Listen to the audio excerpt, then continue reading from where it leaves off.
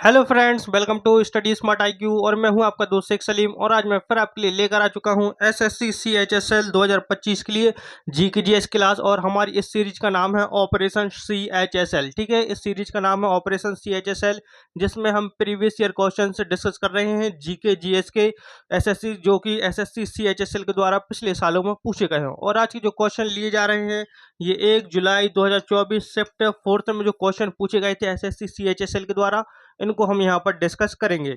तो अगर आपको वीडियो थोड़ी सी भी पसंद आती है तो लाइक करें, शेयर करें, सब्सक्राइब करना ना भूलें। इसके अलावा आपके कोई रिलेटिव्स हैं, आपके फ्रेंड्स हैं जो एसएससी सीएचएसएल की प्रिपरेशन कर रहे हैं, तो आप उनको भी ये वीडियो शेयर करना ना भूलें। और आप सभी को पता है जो इसका एग्ज़ाम है ये 8 सितंबर से, कब से, 8 सितंबर से जो है इसका एग्ज़ाम स्टार्ट होने वाला है। तो हमारे पास ज़्यादा नहीं बचा है वक्त, मई का आधा महीना जा चुका है, फिर हमारे पास जून, जुलाई और अगस्त, यानी 3 महीने आप कह सकते हैं कि हमारे पास ज़्यादा से ज़्यादा बचे हुए हैं। तो चलिए अब पहला क्वेश्चन लेते हैं बिना किसी देरी के। तो पहला क्वेश्चन है, मेवाड़ उत्सव उदयपुर में डैश उत्सव के दौरान मनाया जाता है। तो जो मेवाड़ उत्सव है उदयपुर में ये मनाया जाता है। और ये किस उत्सव के दौरान मनाया जाता है? तो उदयपुर कहाँ? राजस्थान में। अगर हम बात करें मेवाड़ उत्सव की, तो उदयपुर में किस उत्सव के दौरान मनाया जाता है? तो जो मनाया जाता है ये गणगौर उत्सव के दौरान मनाया जाता है। किस त्योहार के दौरान? गणगौर त्योहार। और जो गणगौर त्योहार है ये किसको, ये जो समर्पित है देवी गौरी को समर्पित है। किसको? देवी गौरी, यानी माता पार्वती। किसको? माता पार्वती को जो है ये समर्पित है। और जो गणगौर त्योहार है ये मार्च अप्रैल में मनाया जाता है। कब? मार्च अप्रैल में। मार्च से अप्रैल के बीच में ये मनाया जाता है गणगौर उत्सव। और जो गणगौर उत्सव है ये सर्दियों का अंत, ठीक है, सर्दियों का अंत एंड बसंत ऋतु की शुरुआत का बसंत ऋतु के आगमन का संकेत देता है। ठीक है, आगमन का संकेत देता है कौन सा? गणगौर त्योहार। फिर हम बात करते हैं यहाँ पर उदयपुर। तो उदयपुर कहाँ? ये राजस्थान में। तो उदयपुर जो है जिसको झीलों का शहर कहा जाता है, झीलों का शहर भी इसको कहा जाता है। इसके अलावा इसको पूर्व का वेनिस कहा जाता है, पूर्व का वेनिस। और इसके अलावा इसको जो उदयपुर है तो झीलों का शहर और पूर्व का वेनिस, और राजस्थान का कश्मीर। क्या? राजस्थान का कश्मीर। ठीक है, राजस्थान का कश्मीर भी इसको कहा जाता है। किसको? उदयपुर को। तो जो चीज़ें मैं आपको यहाँ पर बताऊँ तो आप उनको नोट जरूर करेंगे। और नोट करने के बाद जैसे ही वीडियो खत्म हो आप 10 से 15 मिनट का छोटा सा रिकेप लें, ताकि आप जो है रिवाइज करें। क्योंकि जितना ज़्यादा आप रिवाइज करेंगे उतना ज़्यादा आपके लिए फ़ायदेमंद होगा। ऐसा नहीं होना चाहिए कि मैंने पढ़ा दिया, आपने पढ़ लिया और फिर इसके बाद आपने रिवाइज नहीं किया और डायरेक्ट आप एग्जाम में जाकर ये देख रहे हैं। तो ऐसा नहीं चलेगा। अगर आप डायरेक्ट एग्जाम में चले जाएंगे और यहाँ से सिर्फ मुझसे पढ़ के सीधे डायरेक्ट एग्जाम में जाएंगे और रिवाइज नहीं करेंगे, तो आपको कोई फ़ायदा नहीं मिलने वाला इन वीडियोस का। तो जितना ज़्यादा आप रिवाइज करेंगे उतना ज़्यादा फ़ायदा होगा। बिना रिवाइज के आपको कोई फ़ायदा नहीं होने वाला है। मैं एक चीज़ बता दूं, और हर बार मैं कहता हूं कि रिवाइज करना ही पड़ेगा। ठीक है, चलिए।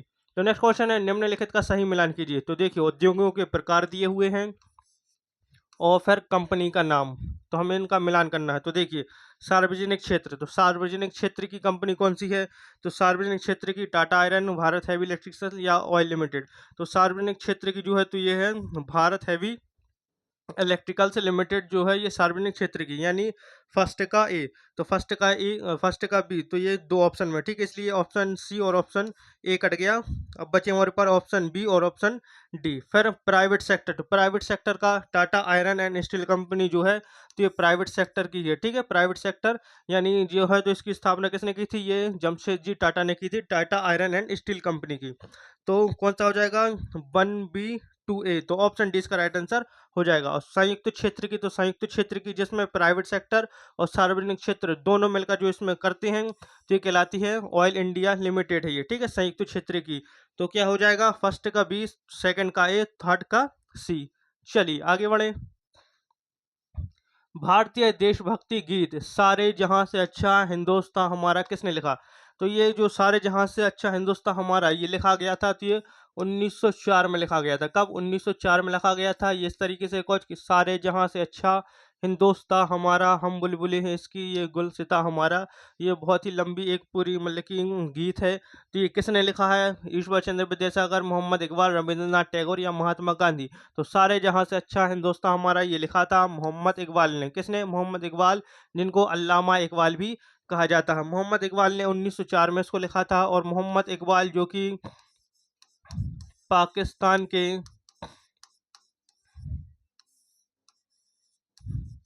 आध्यात्मिक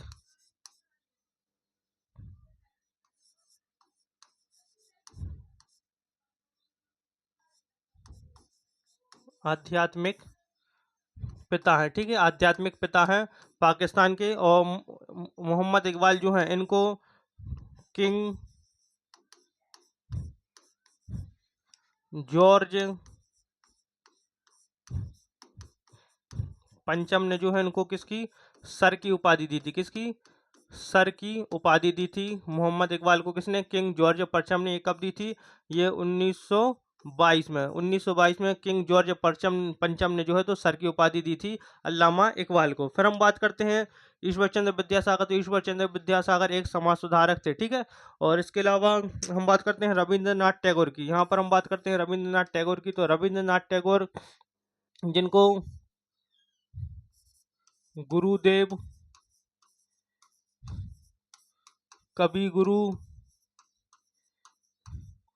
एंड इनको बंगाल का कवि भी कहा जाता है, बंगाल का कवि भी इनको कहा जाता है। रविंद्रनाथ टैगोर जो है, तो रविंद्रनाथ टैगोर को यहाँ पर लिखता हूँ, रविंद्रनाथ टैगोर जो है ये पहले भारतीय, पहले एशियाई और पहले गैर यूरोपीय व्यक्ति हैं। गैर यूरोपीय, पहले भारतीय, पहले एशियाई और पहले गैर यूरोपीय व्यक्ति हैं जिनको जो है नोबेल पुरस्कार मिला था। इनको नोबेल पुरस्कार कब मिला था? इनको नोबेल पुरस्कार जो है ये 1913 में मिला था। किसके लिए? साहित्य लिटरेचर के लिए। किसके लिए? साहित्य लिटरेचर के लिए जो है इनको नोबेल पुरस्कार दिया गया था। और इनकी एक पुस्तक है गीतांजलि, जिसके लिए जो है तो इनको नोबेल पुरस्कार दिया गया था। कौन सी पुस्तक है? गीतांजलि। गीतांजलि इनकी पुस्तक है, इसी के लिए इनको जो है नोबेल पुरस्कार दिया गया था। इसके अलावा रविंद्रनाथ टैगोर ने जो है तो बहुत सारी किताबें लिखी, जिनमें एक और किताब है इनकी द हंग्री स्टोन्स। ये किताब भी किसने लिखी? रविंद्रनाथ टैगोर ने लिखी। और रविंद्रनाथ टैगोर ये भारत एंड बांग्लादेश, तो रविंद्रनाथ टैगोर ने जो है तो भारत और बांग्लादेश इन दोनों का जो है तो ये राष्ट्रगान लिखा है इन्होंने। फिर हम बात करते हैं महात्मा गांधी की। तो महात्मा गांधी के बारे में कल भी मैंने बात की थी, आज मैं फिर से बात करूंगा क्योंकि मैं यहाँ पर सब कुछ आपको डिटेल में बताता हूँ। तो चलिए हम यहाँ पर महात्मा गांधी के बारे में भी अब बात कर लेते हैं।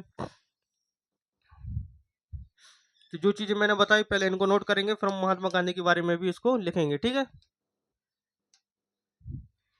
चलिए,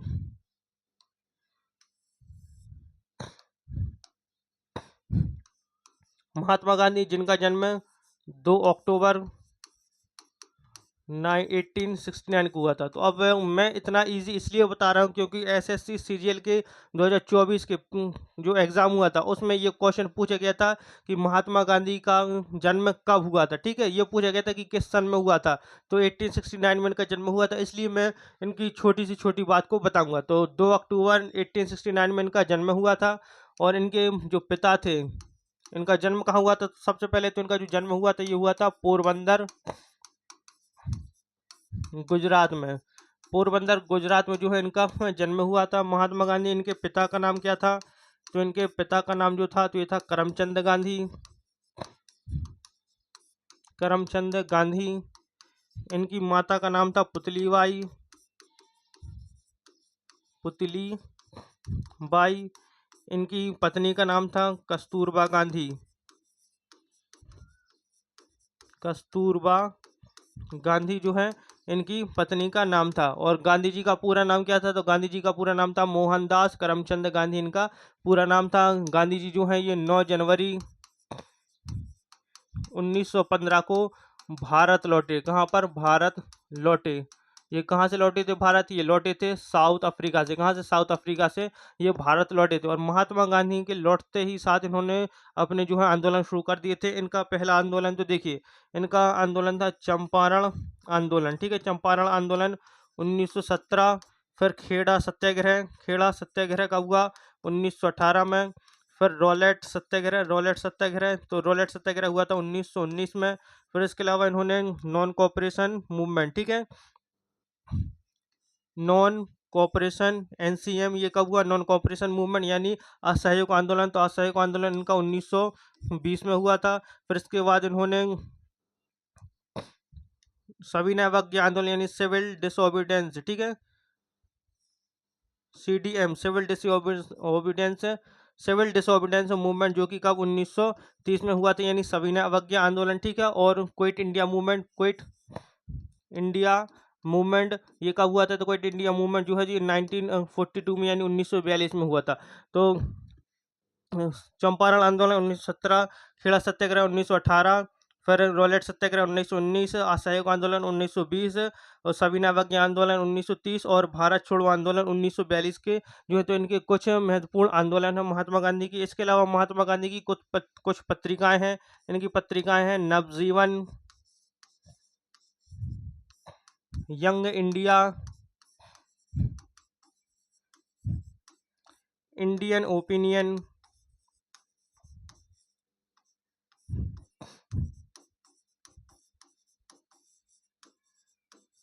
एंड हरिजन। ये सारी पत्रिकाएं हैं महात्मा गांधी की। इसके अलावा इन्होंने कुछ किताबें लिखी। इनकी किताब है माई एक्सपेरिमेंट्स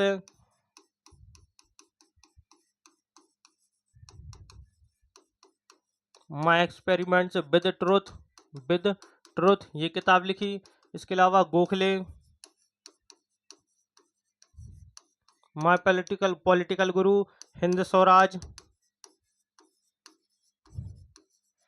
ये किताब लिखी। और इसके अलावा महात्मा गांधी ने जो है तो इंडिया ऑफ माई ड्रीम्स,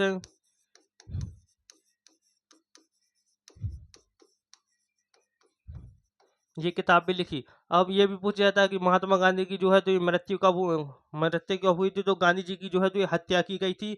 इनकी हत्या की गई थी 30 जनवरी 1948 को जो है इनकी हत्या की गई थी। किसने की थी? नाथूराम गोडसे, एक व्यक्ति था नाथूराम गोडसे, इसने जो है महात्मा गांधी की गोली मारकर हत्या कर दी। कहाँ पर इनकी हत्या हुई थी? बिड़ला हाउस में। कहाँ पर? बिड़ला हाउस में, जो कि कहाँ पर स्थित है? ये स्थित है नई दिल्ली में। यहाँ पर जो है इनकी गोली मारकर हत्या कर दी गई थी महात्मा गांधी की, ठीक है। तो इन सारी चीज़ों को आप जरूर नोट कर लेंगे और रिवाइज करते रहेंगे ताकि हर चीज़ आपको याद हो जाए, ठीक है। तो जो क्वेश्चन में बताया था मैंने, तो इन चीज़ों को नोट करेंगे, ठीक है। और इसके अलावा जो मैंने महात्मा गांधी के बारे में बताया तो ये भी कर लेंगे, ठीक है। चंपारण आंदोलन, खेड़ा सत्याग्रह, रोलेट सत्याग्रह, नॉन कोऑपरेशन मूवमेंट यानी असहयोग आंदोलन और सिविल डिसोबीडियंस मूवमेंट यानी सविनय अवज्ञा आंदोलन और क्विट इंडिया मूवमेंट, ये सारी की सारी चीज़ें आप इनको याद करनी जरूरी है, ठीक है। तो इन सारी चीज़ों को नोट कर लेंगे। हम आगे बढ़ते हैं।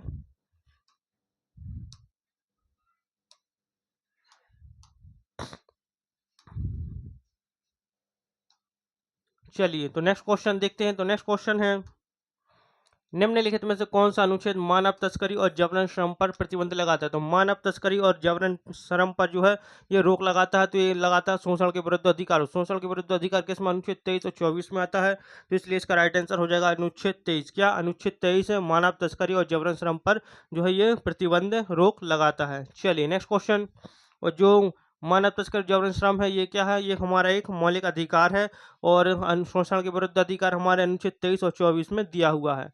नेक्स्ट क्वेश्चन लेते हैं, सम्मित एन्क्रिप्शन को निम्न नाम से भी जाना जाता है। तो सम्मित एन्क्रिप्शन को किस नाम से जाना जाता है? तो इसको जाना जाता है पारंपरिक एन्क्रिप्शन के रूप में। किसके? पारंपरिक एन्क्रिप्शन के रूप में भी इसको जाना जाता है। अब हम बात करते हैं नेक्स्ट क्वेश्चन की। 2023 अंडर 20 एशियाई एथलेटिक्स चैंपियनशिप में किस स्पर्धा में सिद्धार्थ चौधरी ने भारत के लिए स्वर्ण पदक जीता? तो सिद्धार्थ चौधरी ने स्वर्ण पदक जीता था कहाँ पर, लेकिन किस में जीता था इन्होंने? ट्रिपल जंप में, डिस्कस थ्रो, हैमर थ्रो या शॉर्ट पुट में। तो इन्होंने जो जीता था तो ये जीता था इन्होंने शॉर्ट पुट में। किस में? शॉर्ट पुट में इन्होंने जो है तो भारत के लिए स्वर्ण पदक जीता था। चलिए आगे बढ़े। नेक्स्ट है काचिन मानव महोत्सव किस देश में मनाया जाता है? तो काचिन मानव महोत्सव जो है ये मनाया जाता है, ये म्यांमार में मनाया जाता है। म्यांमार जिसको हम पहले क्या बर्मा कहते थे, क्या कहते थे? बर्मा कहते थे। अब एक चीज जो है तो जो बर्मा है, बर्मा जो है ये भारत से अलग हुआ था। भारत से कब अलग हुआ था? तो ये 1 अप्रैल 1937 को जो है ये भारत से अलग हुआ था। कब अलग हुआ? 1 अप्रैल 1937 को जो है ये भारत से अलग हुआ था। और जब ये भारत से अलग हुआ उस समय भारत का वायसराय जो था तो ये था लॉर्ड लिनलिथगो। ठीक है, लिनलिथगो जो है भारत का वायसराय था। उसी के टाइम पर जो है तो बर्मा अलग हुआ था म्यांमार से। ठीक है, तो हम ये तो बात करते रहते हैं कि पाकिस्तान हमारा है, पाकिस्तान ऑक्यूपाइड कश्मीर हमारा, लेकिन हमारा ध्यान कभी भी बर्मा के ऊपर नहीं जाता, क्योंकि बर्मा भी जो है ये पहले हमारा ही हिस्सा था, लेकिन हम अभी ध्यान नहीं देते हैं। तो हमें चाहिए कि हमें जितने भी हमारे क्षेत्र हैं उनको वापस लेना चाहिए। ठीक है, तो बर्मा भी इसी के अंडर आता है, तो बर्मा को भी हमें वापस लेना चाहिए। अगर चाहते हैं कि सब कुछ चाहिए तो फिर बर्मा भी हमारे अंडर आना चाहिए। चलिए आगे बढ़े। नेक्स्ट क्वेश्चन है मेंडल ने डैश के आधार पर स्वतंत्र अपघटन का नियम प्रस्तावित किया? तो मेंडल ने किसके आधार पर स्वतंत्र अपघटन का नियम प्रस्तावित किया? तो ये किया था द्विसंकर क्रॉस के आधार पर, द्विसंकर क्रॉस के आधार पर। नेक्स्ट क्वेश्चन, किस संगठन ने वर्ष 2021 में लगभग 12,000 सीमा शुल्क वस्तुओं के लिए सभी सीमा शुल्क प्रक्रियाओं और नियामक अनुपालन पर जानकारी तक मुफ्त पहुंच प्रदान करने के लिए भारतीय सीमा शुल्क अनुपालन सूचना पोर्टल लॉन्च किया? तो किसने लॉन्च किया? किस संगठन ने? केंद्रीय प्रत्यक्ष कर बोर्ड, आयकर निपटन आयोग, केंद्रीय अप्रत्यक्ष कर एवं सीमा शुल्क बोर्ड या प्रवर्तन निर्देशालय? तो ये किया है ये केंद्रीय अप्रत्यक्ष कर एवं सीमा शुल्क बोर्ड ने। ठीक है, चलिए नेक्स्ट क्वेश्चन। नेक्स्ट है 31 अक्टूबर 1940 को निम्नलिखित में से किसे द्वितीय विश्व युद्ध में भारत की जबरन भागीदारी के विरोध में व्यक्तिगत सत्याग्रह करने के लिए गिरफ्तार किया गया था? तो 31 अक्टूबर 1940 को गिरफ्तार किया गया था। किसको गिरफ्तार किया गया था? क्योंकि इन्होंने जो है तो व्यक्तिगत सत्याग्रह चलाया था, क्योंकि जो द्वितीय विश्व युद्ध है इसमें जो है तो भारत को जो है तो ठेके आप कह सकते हैं इस तरीके की जबरन। ठीक है, ठेके यानी जबरन, हम यहाँ पर जबरन को कहते हैं ठेके। ठीक है, तो जबरन को जो है जबरन भारत को उस युद्ध में ले जाया जा रहा था। तो ये किसने किया था? तो ये किया था जवाहरलाल नेहरू को गिरफ्तार किया गया था। किसको? जवाहरलाल नेहरू को। जवाहरलाल नेहरू कौन है? जवाहरलाल नेहरू के बारे में कई बार बता चुका हूँ, हमारे देश के पहले प्राइम मिनिस्टर और सबसे लंबे समय तक प्राइम मिनिस्टर रहे। जो जवाहरलाल नेहरू हैं ये कब से कब तक? जवाहरलाल नेहरू 1947 से लेकर 1964 तक। ठीक है, जब तक इनकी मृत्यु नहीं हो गई तब तक जो है ये भारत के प्रधानमंत्री रहे, और अभी तक सबसे लंबे समय तक प्रधानमंत्री हैं। अभी तक इनके जितना शासन कार्यकाल इनका रहा है, अभी तक किसी भी प्रधानमंत्री का इतना लंबा कार्यकाल नहीं रहा है। इसके अलावा जो जवाहरलाल नेहरू, इनको चाचा नेहरू के नाम से जाना जाता था। ये मोतीलाल नेहरू के बेटे हैं। और जवाहरलाल नेहरू जो हैं तो उन्होंने 1929 का जो लाहौर अधिवेशन हुआ था आईएनसी का, यहाँ पर जो है ये अध्यक्षता की थी। किसकी? आईएनसी की अध्यक्षता की थी। और 1929 के लाहौर अधिवेशन में ही जो है तो पूर्ण स्वराज की मांग की गई थी। फिर हम बात करते हैं अब यहाँ पर, और जो जवाहरलाल नेहरू थे उन्होंने किताब लिखी, इनकी किताब का नाम है the discovery of India. The discovery of India इनकी पुस्तक का नाम है। ठीक है, फिर हम बात करते हैं सुभाष चंद्र बोस के बारे में। तो सुभाष चंद्र बोस, जिनको हम क्या कहते हैं? जिनको हम कहते हैं नेताजी। सुभाष चंद्र बोस, इन्होंने यहाँ पर देखते हैं, इन्होंने 1938 का हरिपुरा अधिवेशन, आईएनसी का हरिपुरा, और 1939 का त्रिपुरी अधिवेशन, कौन सा? त्रिपुरी अधिवेशन, यहाँ पर अध्यक्षता की थी। और उन्होंने 1939 में जब ये त्रिपुरी में आईएनसी के अध्यक्ष चुने गए, उसके बाद जो है इन्होंने इस्तीफा दे दिया था। और आईएनसी में अध्यक्ष चुने जाने के बाद इस्तीफा देने वाले पहले व्यक्ति थे सुभाष चंद्र बोस। इन्होंने 1939 में इस्तीफा दे दिया था कांग्रेस से। और यहाँ पर इन्होंने ऑल इंडिया फॉरवर्ड ब्लॉक की स्थापना की। ऑल इंडिया फॉरवर्ड ब्लॉक, ठीक है, ऑल इंडिया फॉरवर्ड ब्लॉक की स्थापना की। कब की थी? इसकी स्थापना की थी इन्होंने 1939 में। इसके अलावा जो नेताजी सुभाष चंद्र बोस हैं, इन्होंने जो आईएनए यानी आईएनए इंडियन नेशनल आर्मी, जिसको हम आज़ाद हिंद फौज भी कहते थे। ठीक है, आज़ाद हिंद फौज, आज़ाद हिंद फौज का जो है पुनर्गठन किया। क्या किया इन्होंने? इसको पुनर्गठित किया। पुनर्गठित, ठीक है, पुनर्गठित किया आईएनए को, Indian national army, Azad Hind फौज को।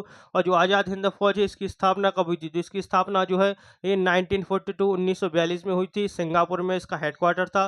और इसकी स्थापना जो की थी, तो ये स्थापना की थी कैप्टन मोहन सिंह ने, ठीक है, कैप्टन मोहन सिंह, जिन्होंने आईएनए यानी इंडियन नेशनल आर्मी और आज़ाद हिंद फौज की स्थापना की थी, ठीक है। फिर हम बात करते हैं सुभाष चंद्र बोस। तो सुभाष चंद्र बोस ने एक किताब लिखी, इनकी किताब का नाम है द इंडियन स्ट्रगल,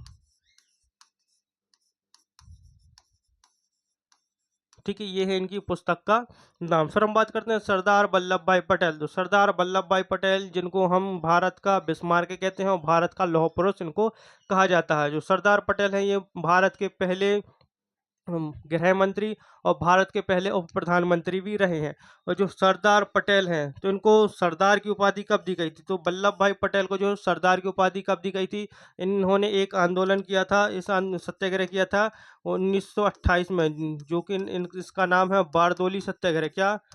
बारदौली सत्याग्रह, बारदौली सत्याग्रह किया था। तो बारदौली सत्याग्रह का जब इन्होंने नेतृत्व किया, तो वहाँ की जो महिलाएं थी, तो उन महिलाओं ने जो है तो ये सरदार पटेल को, वल्लभ भाई पटेल को सरदार की उपाधि दी थी। और जो वल्लभ भाई पटेल है, इन्होंने 1931 में आईएनसी के कराची अधिवेशन में, कहाँ पर? कराची अधिवेशन में जो है ये अध्यक्षता की थी भारतीय राष्ट्रीय कांग्रेस की। इसके अलावा इनकी एक मूर्ति है, स्टैच्यू है, स्टैच्यू ऑफ यूनिटी जिसको कहते हैं। और स्टैच्यू ऑफ यूनिटी जो है तो ये कहाँ पर? ये है नर्मदापुर जिला गुजरात में। कहाँ पर? नर्मदापुर जिला गुजरात में ये स्थित है, नर्मदा नदी के किनारे और संधू द्वीप पर। कहाँ पर? संधू द्वीप पर ये इनकी मूर्ति स्थित है, जिसकी हाइट है 182 मीटर। कितनी? 182 मीटर जो है इसकी हाइट है। और ये दुनिया की सबसे ऊंची मूर्ति, स्टैच्यू मानी जाती है। और जो सरदार पटेल की ये स्टैच्यू बनाई है, तो किसने बनाई? तो इसका जो डिज़ाइन तैयार किया है, तो इसका डिज़ाइन तैयार किया है राम वी सुतार ने। किसने? राम वी सुतार ने इसका डिज़ाइन तैयार किया। और इसका ठीक है, राम वी सुतार ने इसका डिज़ाइन तैयार किया।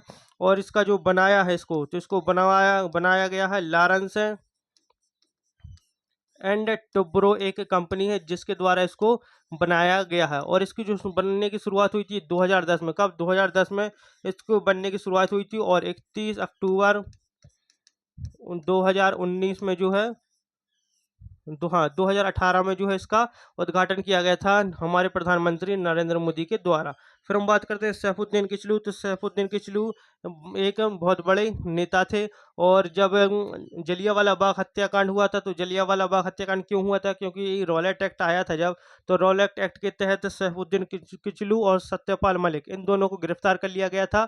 और इसी के कारण जो है तो लोग अमृतसर के जलियांवाला बाग में इकट्ठा हुए थे, ताकि सैफुद्दीन किचलू और सत्यपाल मलिक जो हैं इनको छोड़ दिया जाए रॉलेट एक्ट को के तहत, क्योंकि इनको पकड़ लिया गया था। और उसी के विरोध में जो है तो फिर बाद में जलियांवाला बाग हत्याकांड हुआ था, ठीक है। तो इन सारी चीज़ों को आप नोट कर लेंगे। और जो चीज़ें मैंने यहाँ पर लिखी नहीं, मैं बताता गया, तो आप उनको भी नोट जरूर करेंगे, ठीक है। चलिए आगे बढ़े। नेक्स्ट है, अप्रैल 2023 को महाराष्ट्र सरकार ने पदोन्नति में दिव्यांग कर्मचारियों के लिए कितने प्रतिशत आरक्षण को मंजूरी दी? तो जो दिव्यांग है, ठीक है, तो उनके लिए कितने प्रतिशत आरक्षण मंजूरी दी? तो दी थी 4%। कितनी? 4% की। नेक्स्ट क्वेश्चन है, स्वतंत्रता के बाद भारत में जनगणना अधिनियम डैश वर्ष में लागू किया गया था? तो जो भारत में स्वतंत्रता के बाद जनगणना अधिनियम कब लागू किया गया? तो ये किया गया था 1948 में। कब? 1948 में लागू किया गया था। और फिर हमारी पहली जनगणना, स्वतंत्र भारत की पहली जनगणना जो है ये 1951 में की गई थी। फिर 1951 से लेकर हर 10 साल में हो रही है, 61 में, फिर 71 में, फिर 81 में, 91 में, 2001 और 2011 में हमारी लास्ट जनगणना हुई। 2021 में होनी थी, लेकिन कोरोना पैंडेमिक के कारण इसको जो है तो नहीं किया गया। अब जो हमारी जनगणना होनी है ये कब? 2026 में होनी है। कब? 2026 में हमारी अगली जनगणना होनी है। और भारत की पहली जनगणना ये हुई थी वायसराय रिपन के समय। कब? सॉरी, वायसराय मेयो, ठीक है, मेयो के समय पर हुई थी 1872 में। और अगर पूछी जाए कि पहली पूर्ण जनगणना, ठीक है, ये पहली जनगणना और पहली पूर्ण जनगणना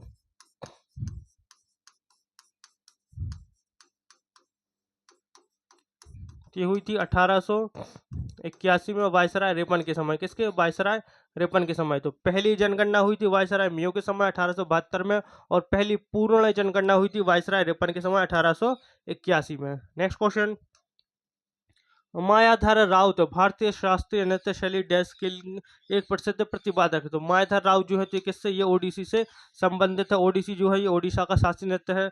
हमारे देश में जो है तो 8 शास्त्रीय नृत्य है। भरतनाट्यम, ठीक है, जो कि तमिलनाडु का है। कथकली और मोहिनीअट्टम ये केरल के हैं। कुचिपुड़ी आंध्र प्रदेश का, मणिपुरी मणिपुर का, ओडिसी ओडिशा का, कथक उत्तर प्रदेश का और सत्रिय असम का। तो ये 8 शास्त्रीय नृत्य आपको याद रखने हैं। चलिए आगे बढ़े।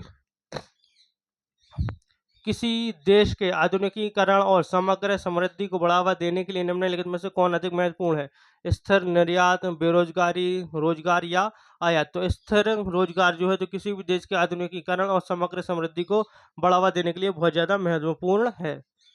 नेक्स्ट क्वेश्चन, नीचे सूचीबद्ध फुटबॉल क्लबों में से भारत का सबसे पुराना क्लब कौन है? तो भारत का सबसे पुराना फुटबॉल क्लब है Calcutta FC, Calcutta football club, जिसकी शुरुआत 1876 की 82 में, मुझे ध्यान नहीं आ रहा, रुकिए।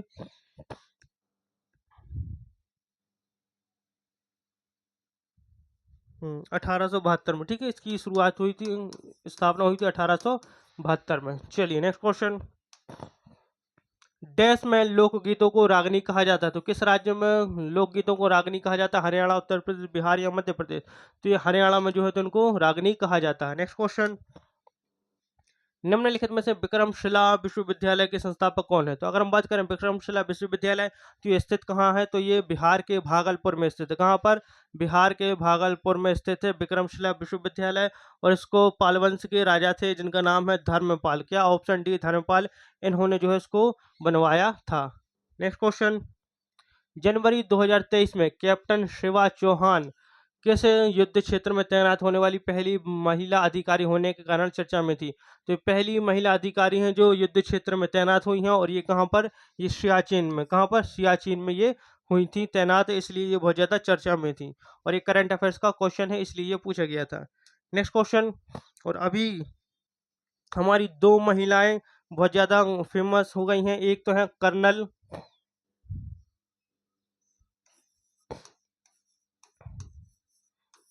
सोफिया कुरैशी, अभी बहुत ज़्यादा न्यूज़ में है। Colonel Sofiya Qureshi and wing commander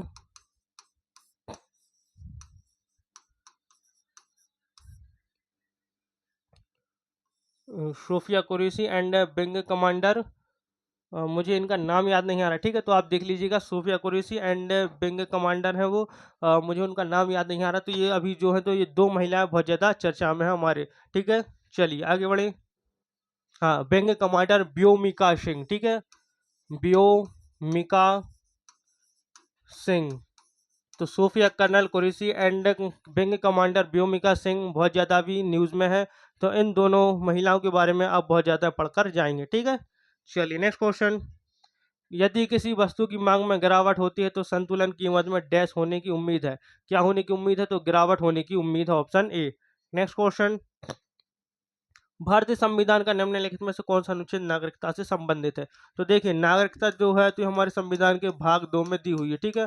भाग 2 में नागरिकता से संबंधित प्रावधान है, और नागरिकता से संबंधित प्रावधान अनुच्छेद 5 से 11 के अंदर आते हैं। नेक्स्ट, निम्नलिखित में से कौन सा भारत में भारतीय क्रिकेट कंट्रोल बोर्ड यानी बीसीसीआई द्वारा आयोजित घरेलू क्रिकेट टूर्नामेंट नहीं है? जेडीआर ईरानी कप, ये तो है विजय ट्रॉफी, रणजी ट्रॉफी, ये है सुपर 4, ठीक है। सुपर 4 कुछ नहीं होता, सुपर 4 वो होता है जब सुपर 4 कोई ट्रॉफी नहीं होती है। सुपर 4 यानी जब हम जो लास्ट के टॉप 4 टीमें बचती हैं उनको सुपर 4 कहा जाता है। नेक्स्ट क्वेश्चन, 1913 में एक्स-रे तरंगदैर्घ्य पर आधारित परमाणु क्रमांक की खोज किसने की थी? तो ये की थी हेनरी मोसली ने। किसने? 1913 में की थी एक्स-रे तरंगदैर्घ्य पर आधारित परमाणु क्रमांक की खोज हेनरी मोसली ने 1913 में। नेक्स्ट, कौन सी तकनीक मोबाइल उपकरणों के लिए उच्च गति वायरलेस डेटा ट्रांसमिशन प्रदान करने से संबंधित है? जीपीआरएस, डब्ल्यूआई मैक्स, एलटीई या जीपीएस? तो ये है एलटीई, ठीक है, ऑप्शन सी इसका राइट आंसर हो जाएगा, ठीक है। लॉन्ग टर्म एवोल्यूशन, ठीक है, long term evolution. Next question, Himalaya का कौन सा उपविभाग करेवा संरचनाओं के लिए प्रसिद्ध है? तो करेवा संरचनाओं के लिए कश्मीर हिमालय, ऑप्शन सी।